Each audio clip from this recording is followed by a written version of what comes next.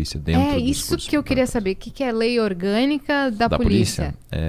O policial civil, o policial militar, eles são funcionários públicos estaduais. Mas como tem uma série de especificidades da carreira, existe uma lei específica que regulamenta a relação dele com o Estado. Então é a lei que diz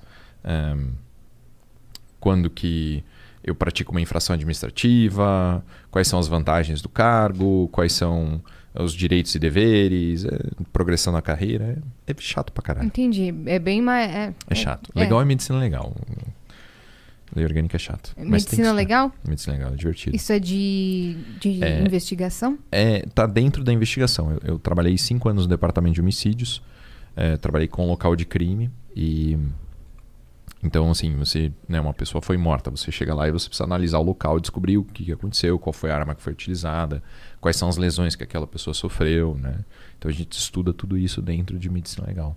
Toxicologia, traumatologia, asfixiologia, sexologia, tudo dentro da medicina legal. Entendi. É um misto de investigação com medicina, com direito. Ô, louco. Então, dá um exemplo. Por exemplo, rolou um crime, sei lá. Vou te dar vou dar um caso. Me dá um caso. Um caso legal.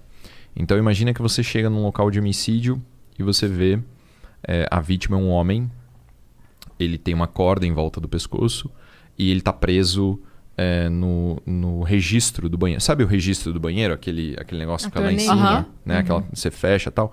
Então, aquilo normalmente é uma estrutura bem forte, às vezes as pessoas usam para se matar.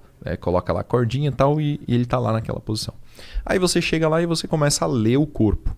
Né, entender quais são os sinais que estão, né, os sinais característicos de asfixia e tal, e você percebe que não está batendo muito certo. Porque, por exemplo, os livores cadavéricos, né, hoje, você, a Cris, a gente tem mais ou menos 6 litros de sangue circulando no corpo. Tá? E tem uma bomba, que é o coração, que está bombando esse sangue. Quando a gente morre, o coração para de bater. Então o sangue ele funciona, né, ele vai parar de circular por força da bomba, ele vai se depositar. Quando ele se deposita, ele forma essas manchas. E essas manchas têm uma relação com a forma como o corpo está. Então, a gente chega no local e a gente vê que as manchas, né, as hipóstases, não são compatíveis com a posição do cadáver. E aí você começa a entender, bom, então esse cara aqui, na verdade, ele estava caído no chão, né? Alguém pegou ele, pendurou e falou que foi um suicídio. Exato. Só pela mancha do corpo. Por um sinal cadavérico do corpo. Aí você vai pensar, bom, quando a pessoa morre asfixiada, ela tem algumas características no pescoço, ela tem, dependendo, né, do ponto do laço, vai ter equimoses no lado do pescoço que vão sinalizar que, né, ela ficou pendurada, vai ter fratura em alguns ossos, em outras coisas assim. Então você lê o corpo com o objetivo de descobrir se aquilo que está aparente é verdade. Né? Por exemplo, aquele caso da menina da Nardoni, né? Que, se eu não me engano, os pais alegaram que ela caiu da janela, né? E dá para como que dá para descobrir se ela caiu ou foi empurrada, se Então, isso é um a pouco queda mais é muito difícil. parecida. É um pouco mais difícil de você ler o corpo e saber essa dinâmica. Mas eu não lembro se vocês lembram do caso da menina Sofia? A Sofia é uma menina de 4 anos que morreu asfixiada. O pai disse que ela tinha morrido com uma sacola na cabeça. Eu trabalhei na investigação desse caso, né? E quando eu cheguei, né, o que o pai falou? Ele falou que ele entrou no banho e que a menina tinha asfixiado, né, com uma sacola plástica. Acontece, existe. Isso é um acidente, né? Aqui a gente da não criança tem nenhuma, brincar, né? A gente não tem nenhuma sacola plástica na mão, mas a sacola do supermercado ela é muito fininha e ela forma uma válvula na boca da criança, né? Quando ela expira, o ar sai e quando ela inspira, faz um decréscimo de pressão e o saco plástico vem em direção à boca e faz essa válvula e impede a respiração. Quando a gente chegou, eu cheguei no local de homicídio, né? O crime tinha, né? O fato tinha acabado de acontecer. A primeira coisa que eu fiz foi, né, pedir para o perito medir o saco plástico, medir a circunferência da cabeça. Já quando eu peguei no plástico, eu já senti que ele era muito grosso, que não era compatível com a função da válvula. A gente já começa a trabalhar esse caso, a gente levou eles para a delegacia, ouviu todo mundo, acompanhei a necrópsia, depois a gente...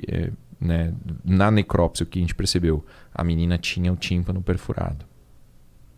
Então, perfuração de tímpano não tem nenhuma relação com asfixia no saco Pela plástico. sacola, é verdade. Né? Então, o que a gente descobriu? Ela tinha uma colônia de bactérias dentro do pulmão que era compatível com o estômago. Então, quer dizer, como que o vômito foi parar dentro do pulmão numa asfixia? Não é característico, entende? Ela tinha... Caralho, que maluquice. Exato. E daí o que né? Até hoje o pai ele nunca confessou, né? A minha teoria, analisando o que aconteceu, é que... Ele tá preso? A menina... Ele ficou preso muito tempo, mas ele, né, acabou sendo solto por um determinado tribunal. Ele...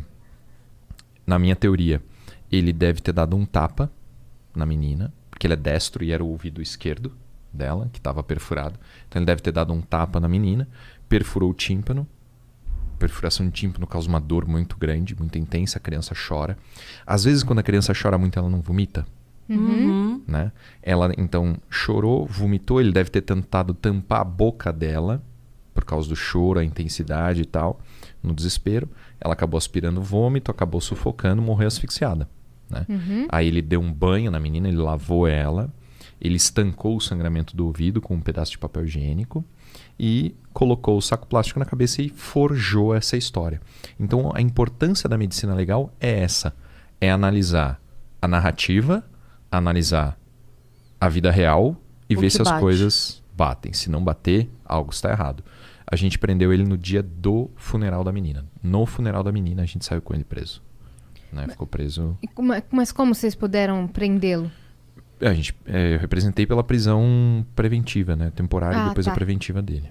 Mas não foi flagrante delito.